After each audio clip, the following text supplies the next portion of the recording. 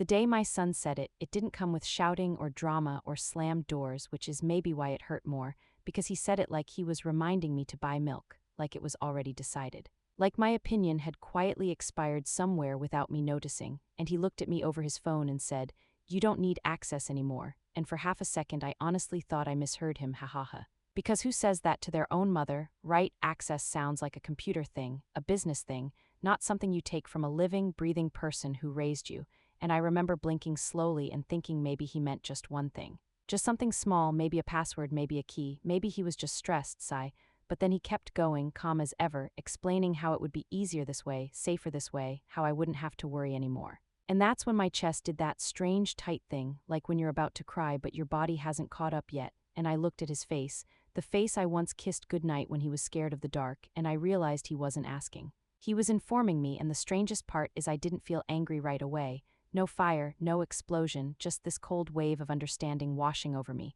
like, oh, this is really happening. And in that moment, 1,000 little memories flashed through my head, moments I had ignored, moments I had excused, moments I had laughed off because that's what mothers do, we smooth things over, we tell ourselves it's nothing. We say boys will be boys, we say he's just trying to help, ha ha ha, but standing there in my own kitchen, hearing my own child tell me I no longer needed access to my own life, I felt something shift quietly inside me. Like a lock clicking into place, and he kept talking, listing things in that same neutral voice, keys, passwords, accounts, documents, all the things that made my days run smoothly, all the things I never thought I'd have to defend. And I noticed how he didn't once look at me while he spoke. His eyes stayed on the screen, his thumb scrolling, like my life was a checklist item he was ticking off. And I remember thinking how strange it was that the room felt so loud even though he wasn't raising his voice, the fridge humming, the clock ticking, my own breathing sounding too heavy, and when he finally paused, waiting for my reaction. I did something that surprised even me. I nodded just once, slowly, like I was agreeing with the weather, and I said nothing, not because I didn't have words. Oh, I had so many words, sharp ones, trembling ones. Ones that could have cut us both open, but I swallowed them all because somewhere deep down I knew that if I argued right then, I would lose something I couldn't get back, and he seemed relieved by my silence, smiled even. That small, satisfied smile people get when things go their way, and he said something like, "See, this is better," and walked out of the room, leaving me there with my hands resting on the counter, fingers shaking just a little. And I stood like that for a while, staring at nothing, feeling stupid for not seeing it sooner, feeling sad in a way that made my throat ache. Feeling that quiet kind of grief that doesn't scream but sits with you like a heavy coat you can't take off, and I thought about how funny it is that control rarely arrives all at once, it comes in small favors. Small decisions made for you, small moments where you think, it's okay, I trust him, and I let out a soft laugh then, not because it was funny, but because sometimes laughter is the only thing keeping tears from spilling everywhere, ha ha ha. And I wiped my eyes and told myself to breathe, just breathe, because whatever this was, it wasn't the end, it couldn't be,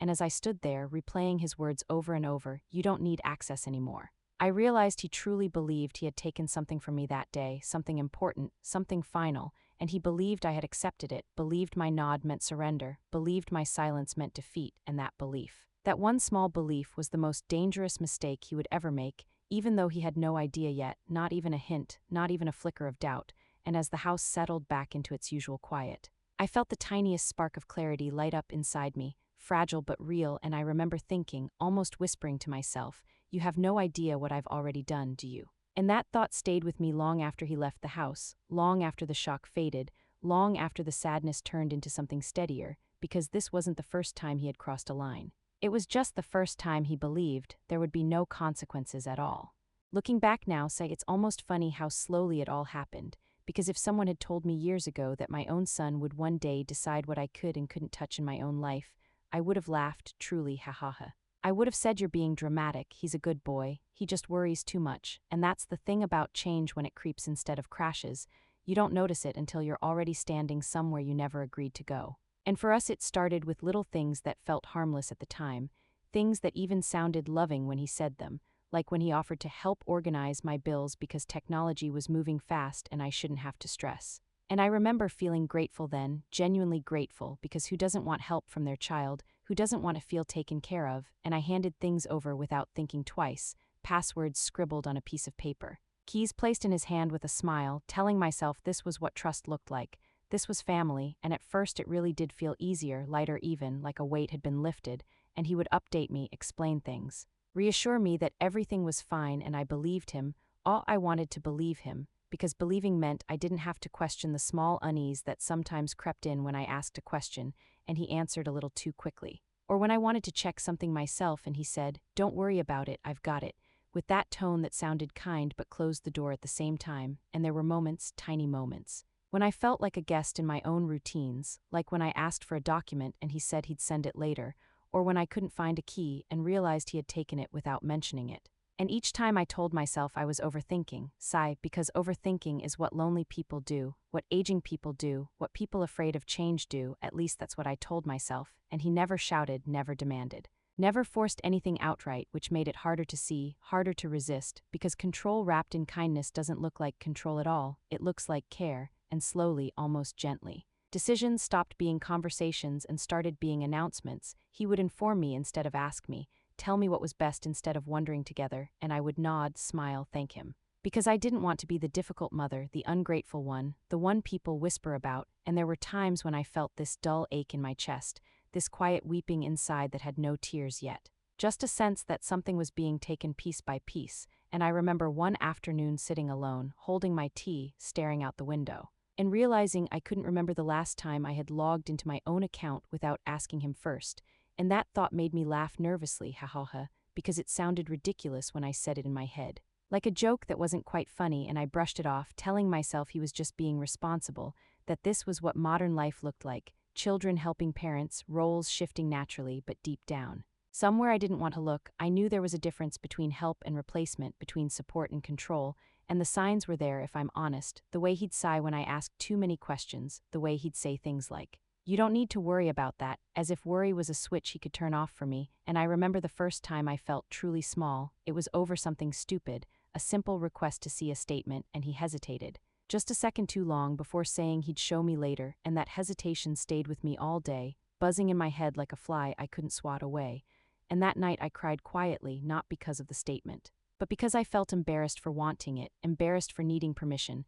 and as the weeks went by, the space between who I was and who I was allowed to be grew wider, and I adapted without realizing it, learned to ask less. To trust more, to stay out of the way, because that kept things peaceful, and peace, even a fragile one, can be addictive. You cling to it because the alternative feels worse, and yet, even in that calm, there were moments when clarity broke through, moments when I caught my reflection and didn't quite recognize the woman staring back, quieter, smaller, more careful, and I would feel this sudden rush of sadness. Like I was mourning myself while still being alive, weeping without sound, and the truth is, by the time he finally said those words out loud, by the time he told me I didn't need access anymore, he had been practicing for a long time, and so had I, practicing letting go, practicing silence, practicing trust that maybe, just maybe, was no longer being earned. And what I didn't know then, what he certainly didn't know, was that all those little moments, all those tiny doubts I buried, they were quietly teaching me something important, something I would need very soon, because when you're pushed out of your own life slowly enough, you eventually learn how to step back in without making a sound.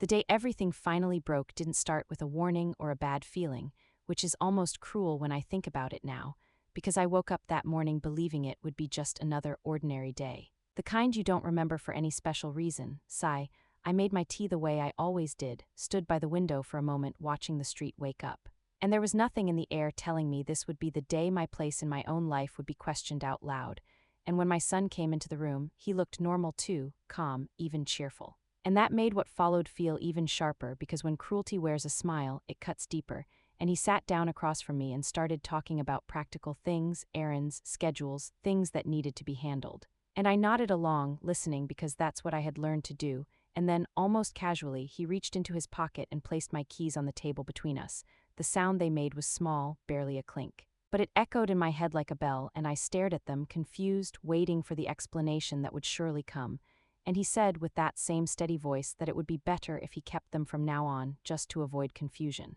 Just to keep things simple, and something in me tightened immediately, because keys are never just keys. They are permission, they are freedom, they are proof that you belong somewhere, and before I could even respond, he continued, pulling out his phone, scrolling, saying he had also changed a few passwords, nothing major, he assured me, just necessary updates, and he smiled like he was proud of himself, like he had done me a favor. And that's when I felt that strange mix of emotions crash together inside me, shock first, then disbelief, then this quiet, burning humiliation that made my ears feel hot, and I remember thinking, surely he's going to laugh. Surely this is some awkward joke, hahaha, but he didn't laugh, he didn't even look unsure, and when I finally asked, softly, trying to keep my voice steady, "Why?" he sighed just a little like I was asking something obvious and said, "You don't need access anymore," and the room seemed to tilt at those words, because access to what exactly? My home, my money, my identity, my choices, my dignity. And in that moment I felt very old, not in years, but in the way people feel when they realize they've been underestimated, and I could hear my own heart beating, slow and loud, and I wanted to argue.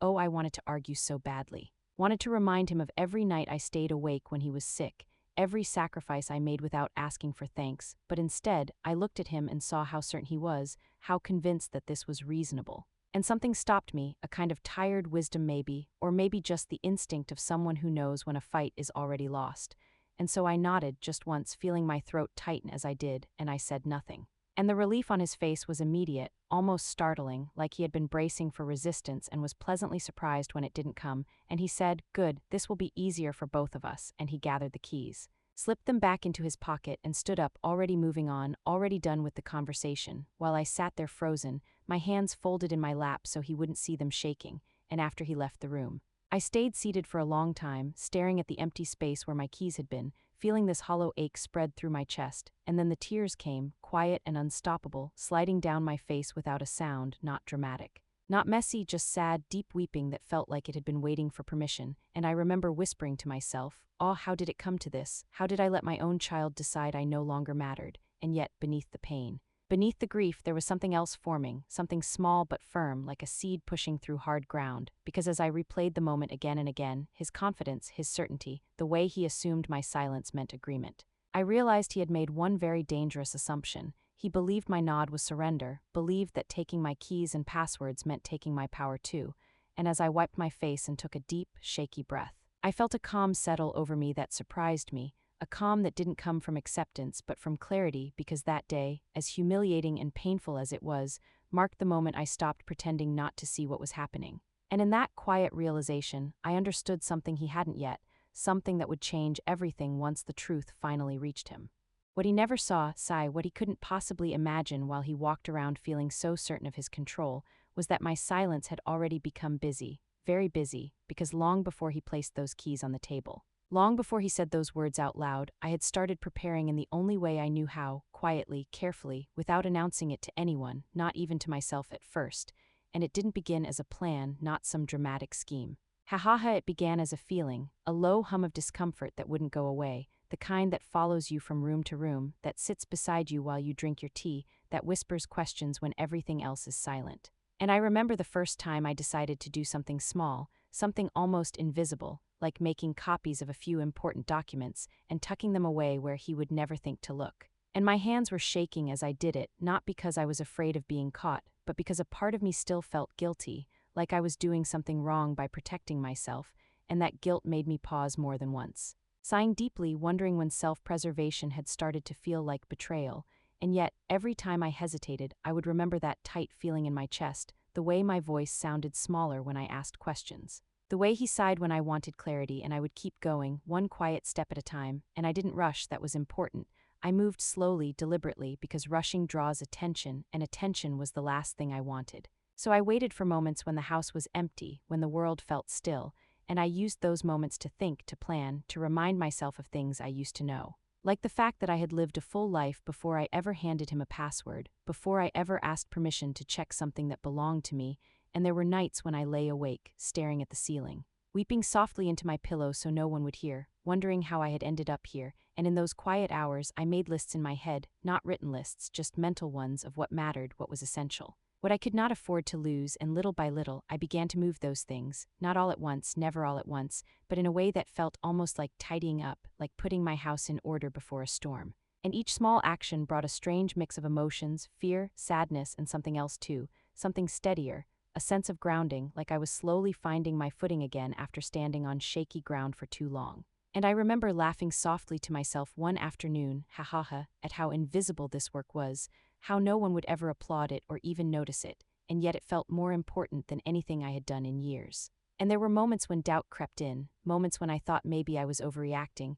maybe he really was just trying to help, and during those moments I would almost stop, my hand hovering, my heart pounding. And then I would remember the way he had said, "You don't need access anymore," not with concern, not with hesitation, but with finality, and that memory would push me forward again, and I was careful with my emotions too. Careful not to let them show because emotions can give you away, and so I practiced calm, practiced nodding, practiced appearing grateful, even when my insides felt like they were unraveling. Oh, it's strange how much strength it takes to look weak, and the hardest part of all was accepting that I couldn't explain myself, not yet, maybe not ever, because explanations invite arguments. And arguments invite resistance, and I didn't want resistance, I wanted space, and so I kept my thoughts to myself, carrying them like something fragile, and as days turned into weeks, I noticed something change inside me. The fear didn't disappear, but it softened, made room for a quiet confidence that surprised me, because each time I secured something, each time I made sure a door could still be opened by me and me alone, I felt a little less trapped.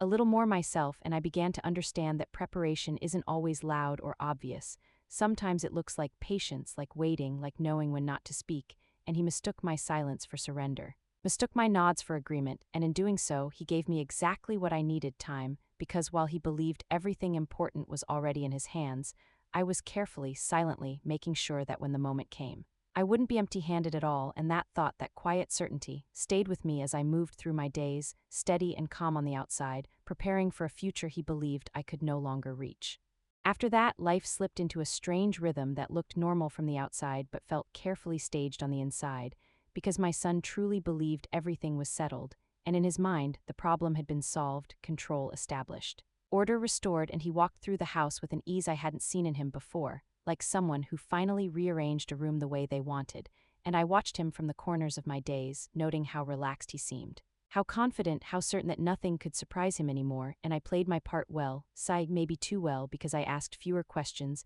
thanked him more often, smiled at the right moments, and kept my voice light. Even when my chest felt heavy, and there were moments when he would explain something to me slowly, patiently, the way people do when they think you can't quite keep up, and I would nod along, murmuring agreement. Awe swallowing that sting of being underestimated because I knew something he didn't, and that knowledge sat quietly inside me like a secret heartbeat, steady and calm, and he started making plans without consulting me at all. Talking about changes, improvements, things that would happen from now on, and each time he used that phrase "from now on," I felt a small twist inside, because it assumed a future where my say no longer mattered. But I didn't correct him, didn't interrupt, didn't push back. I let the illusion grow, let him believe that I had accepted this new version of my life without resistance, and there were days when he would leave the house with a sense of purpose. Keys jingling in his pocket, phone in his hand, and I would stand by the door after he left, listening to the quiet that followed, letting out a long breath I didn't even realize I was holding, and sometimes I laughed softly to myself. Ha ha ha at how easy it was to be overlooked when people think they've already won,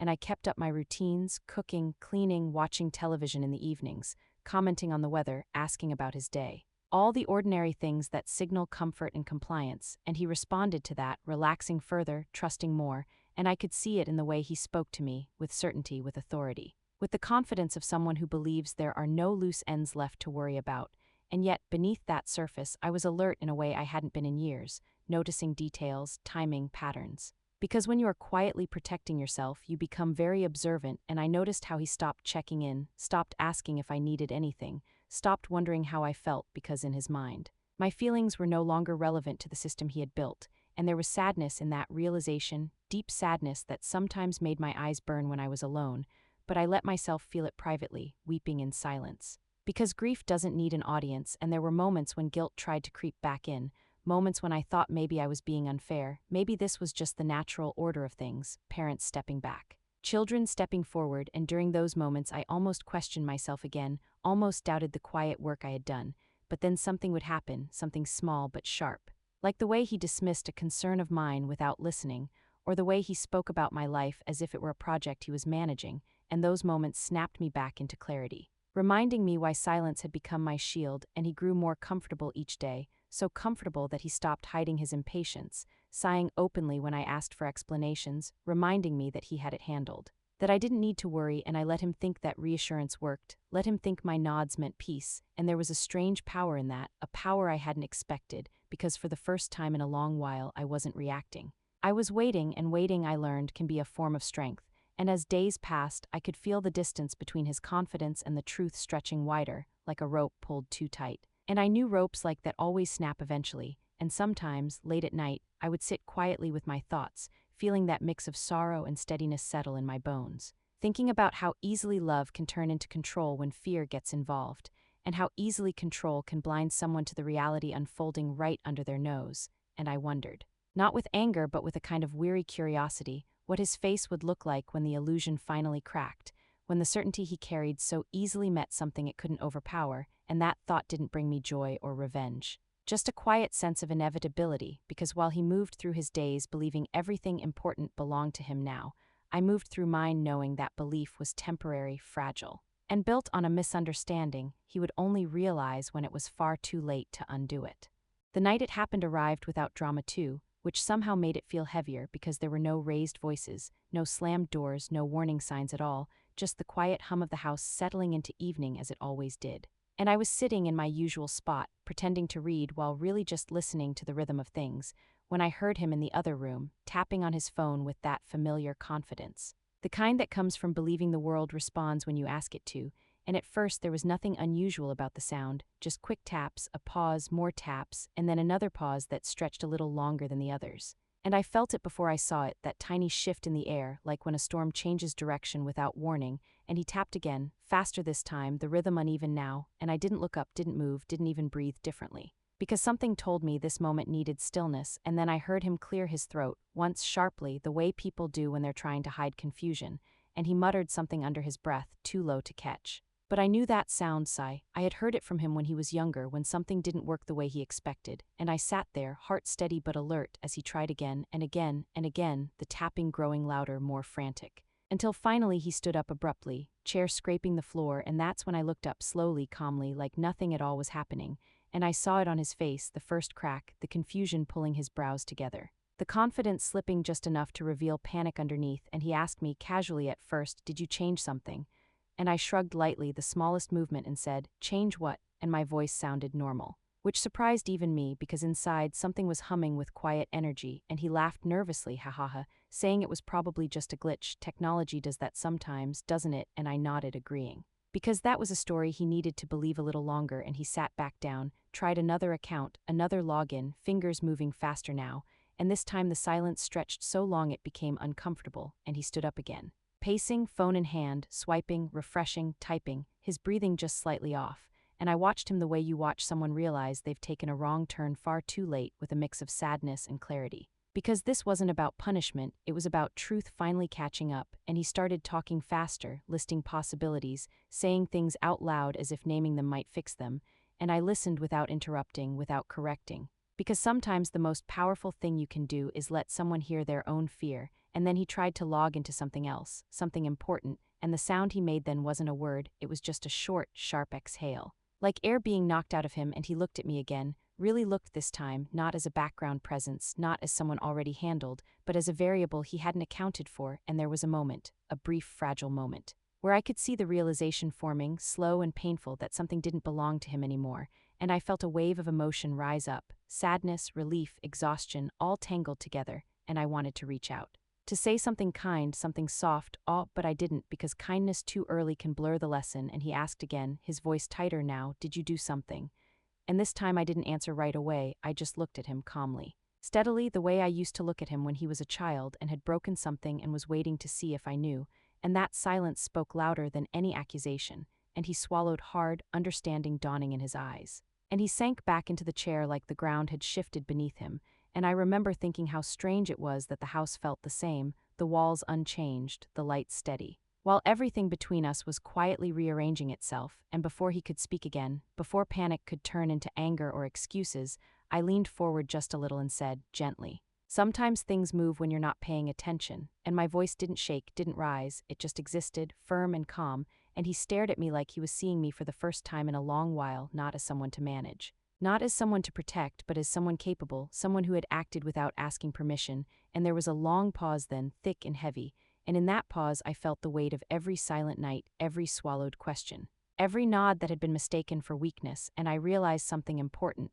something I want you to think about too. And if stories like this make you feel seen, or make you think of someone you love, or even make you uncomfortable in a way you can't quite explain, maybe stay with me, subscribe, because these stories aren't just about families, they're about boundaries, about quiet strength, about moments that change us without making a sound, and as the night stretched on and he sat there staring at a screen that no longer obeyed him, I knew this was only the beginning of his understanding, not the end. Because when control disappears suddenly, the truth rushes in to fill the space, and he was about to learn just how much he had underestimated the woman who had been sitting quietly across from him all along. For a while after that, neither of us spoke, and that silence felt heavier than any argument we'd ever had, because it wasn't empty, it was full of things finally lining up, full of truths that had been waiting patiently for their turn. And I watched my son sit there, staring at his phone like it had betrayed him, his thumb hovering uselessly over the screen, and I could almost hear the thoughts racing through his mind, the calculations, the disbelief. The sudden fear of being wrong, and when he finally looked up at me, really looked, his eyes weren't sharp or confident anymore.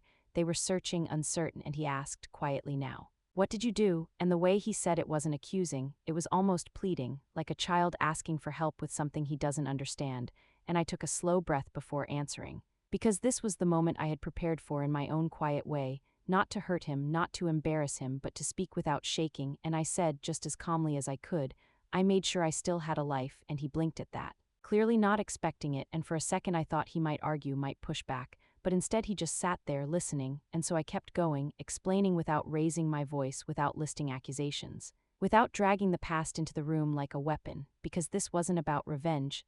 it was about reality, and I told him how it feels when decisions are made for you. How it feels to be thanked for your silence instead of respected for your voice, how it feels when help slowly turns into control and no one notices until it's too late. And as I spoke, I saw his shoulders tense, then slump, the weight of it settling in, and there were moments when his mouth opened like he wanted to interrupt, to defend himself, but I didn't rush, I didn't fill the space, I let my words land one by one. Because sometimes people need time to recognize themselves in a story they don't like hearing, and I admitted my own mistakes too. I told him I should have spoken up earlier, should have drawn lines before they blurred. And that confession softened something between us because it showed him this wasn't a courtroom, it was a conversation, and he finally said in a small voice, "I was just trying to help," and I nodded because I believed that. At least in the beginning, and I told him that help without permission can still hurt, that love doesn't give you the right to take someone's autonomy, even when you think you know better, and that word, autonomy, seemed to hit him harder than anything else because he looked away then, rubbing his face with his hands, sighing deeply, like someone waking up from a long, comfortable dream,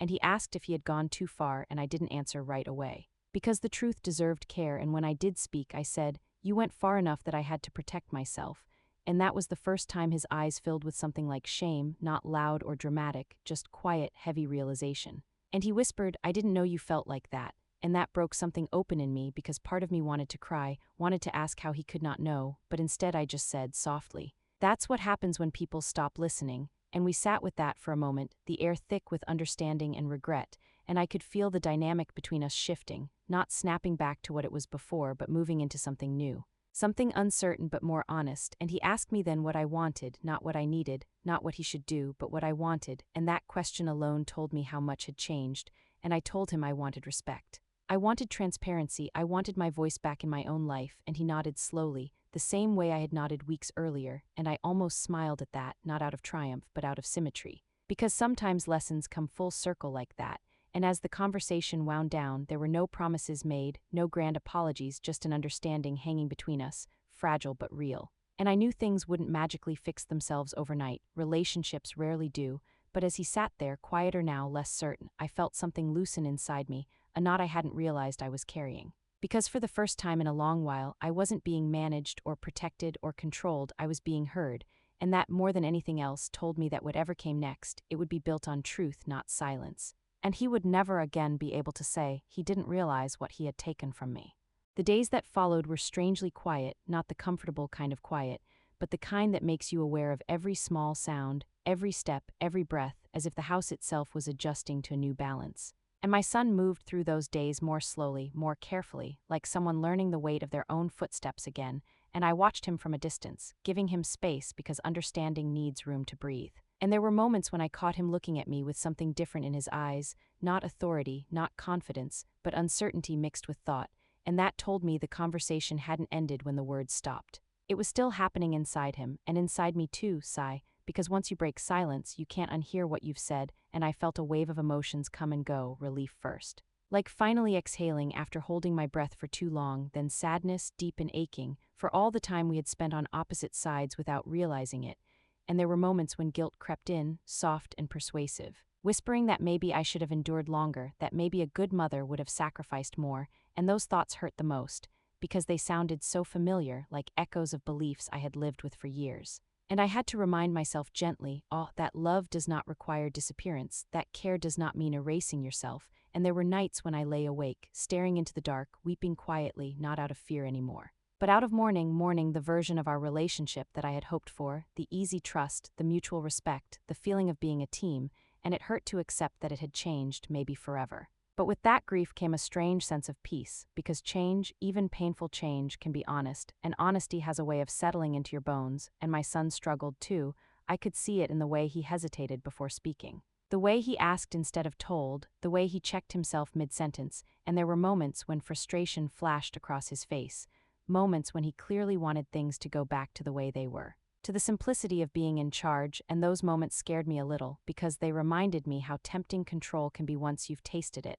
But they also reassured me because he didn't act on them, he paused. He reconsidered, and that pause was new, and I found myself navigating my own boundaries carefully, learning how to speak without apologizing, how to ask without shrinking, and it wasn't easy, hahaha, it felt awkward at times. Like using muscles I hadn't moved in years, and there were slip-ups, moments when I almost fell back into old habits, nodding too quickly, staying quiet when something bothered me, and when that happened, I felt a flash of frustration with myself, but I tried to be patient, reminding myself that growth rarely looks graceful, and one afternoon, as we sat in the same room doing separate things, he broke the silence and said, "I didn't realize how much I was deciding for you," and his voice wasn't defensive, just tired, and I nodded, not in agreement with the past, but in acknowledgement of the present, and I said, "I didn't realize how much I was letting you," and that honesty hung between us, heavy but necessary, and it was in moments like that that I began to understand the true cost of what had happened, not just the shock. Not just the confrontation, but the ongoing work of rebuilding something more balanced,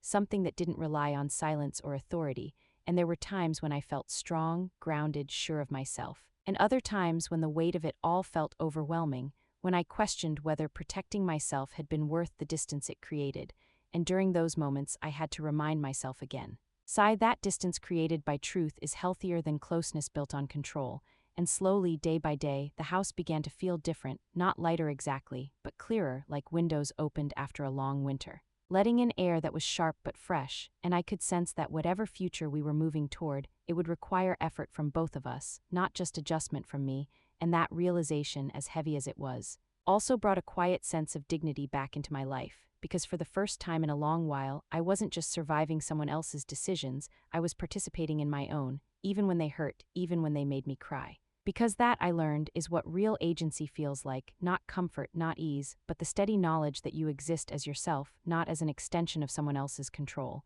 The days that followed were strangely quiet. Not the comfortable kind of quiet, but the kind that makes you aware of every small sound, every step, every breath, as if the house itself was adjusting to a new balance, and my son moved through those days more slowly, more carefully, like someone learning the weight of his own footsteps again, and I watched him from a distance, giving him space because understanding needs room to breathe,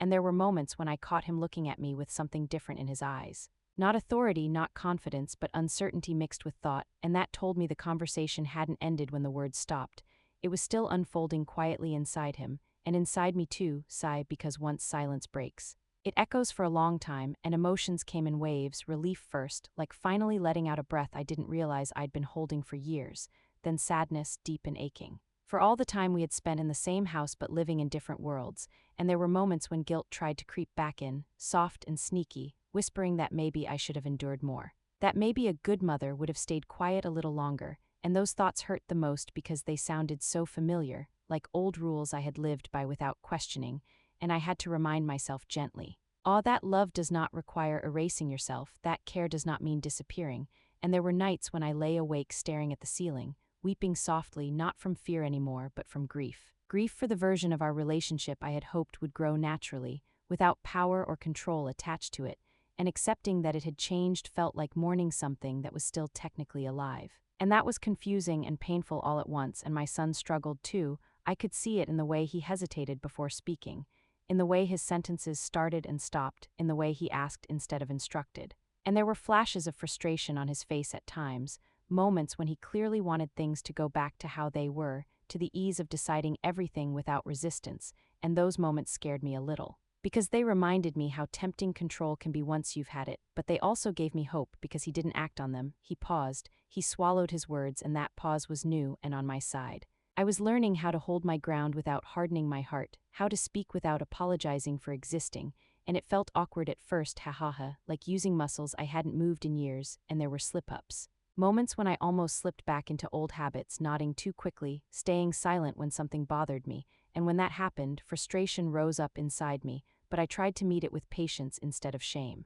reminding myself that unlearning is just as hard as learning. And one afternoon, while we sat in the same room doing different things, he broke the silence and said quietly, "I didn't realize how much I was deciding for you." And his voice wasn't defensive or proud, it was tired, honest, and I nodded, not in agreement with the past, but in recognition of the present, and I answered just as honestly, "I didn't realize how much I was letting you." And that truth settled between us, heavy but necessary, and in that moment I understood that the real cost of what happened wasn't just the shock or the confrontation, it was the ongoing work that followed. The work of rebuilding something that didn't depend on silence or authority, and some days I felt strong, grounded, even proud of myself, and other days the weight of it all felt overwhelming. And I wondered if protecting myself had been worth the distance it created, and on those days I had to remind myself again, "Sigh, that distance created by truth is healthier than closeness built on control," and slowly. The house began to feel different, not lighter exactly, but clearer, like windows opened after a long winter,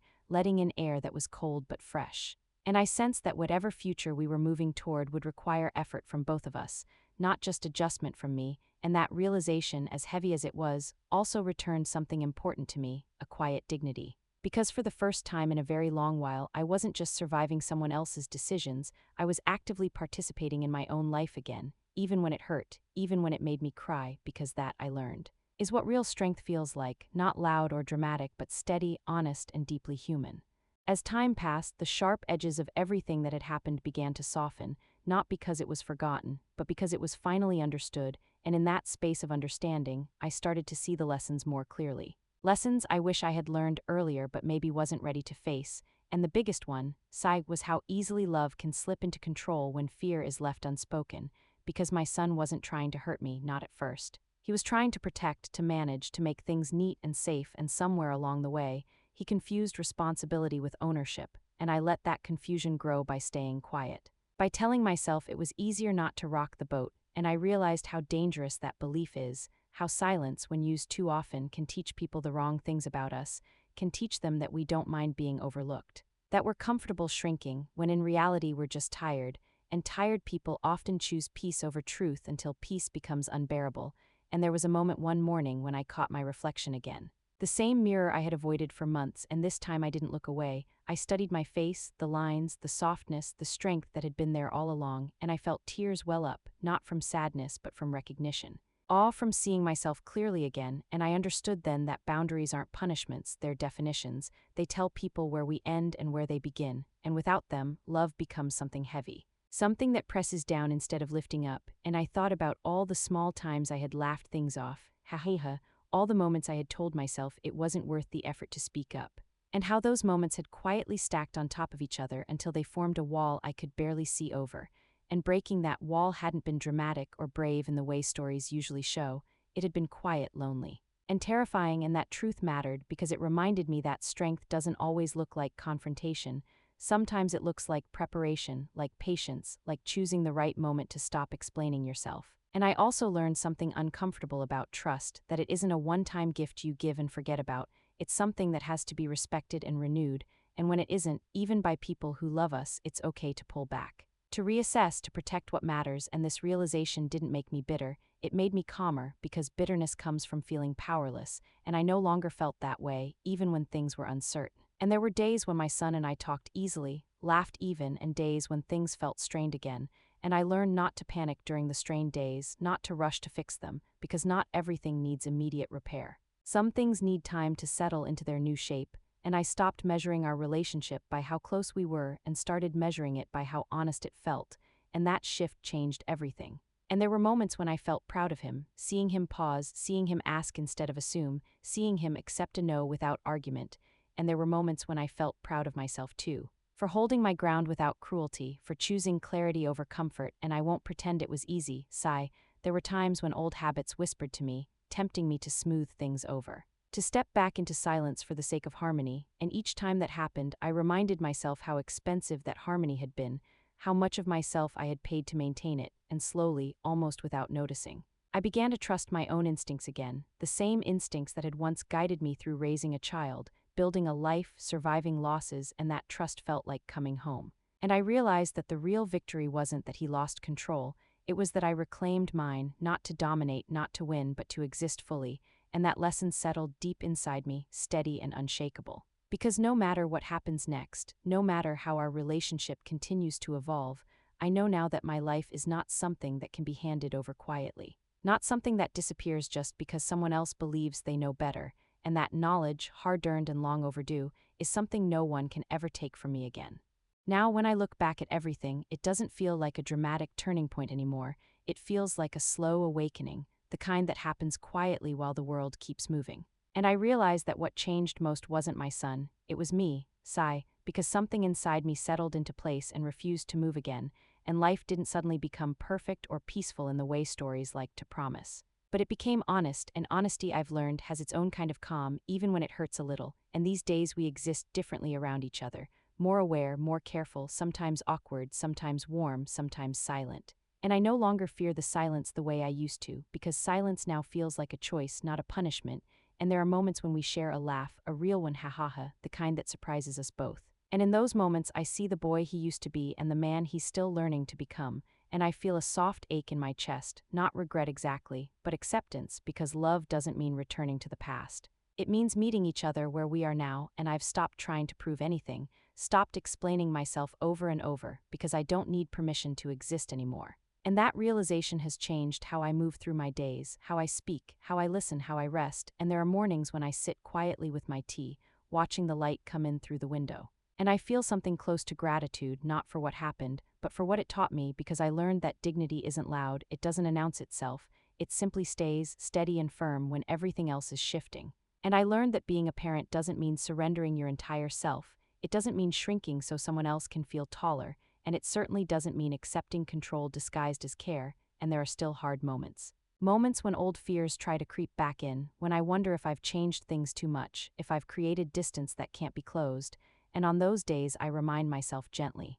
that closeness built on fear was never real closeness at all, and I choose to trust the slower, quieter connection we're building now, even when it feels fragile. Because fragility handled with respect is stronger than control pretending to be love, and sometimes I catch my son watching me, really watching me, like he's recalibrating his understanding of who I am, and I don't rush that process. I let him learn because growth takes time and so does forgiveness, and as for me, I've stopped apologizing for needing space, for asking questions, for wanting access to my own life, and that freedom, subtle as it is, has brought a kind of peace I didn't know I was missing, a peace that comes from knowing where you stand, even if the ground isn't perfectly smooth, and if you're listening to this and something in it feels uncomfortably familiar, if it reminds you of a moment when you stayed quiet even though your heart was screaming, or a time when someone decided things for you without asking, I want you to know this: you're not weak for wanting peace. And you're not cruel for choosing yourself. Sometimes the bravest thing you can do is stop nodding and start preparing, quietly, patiently, without announcement.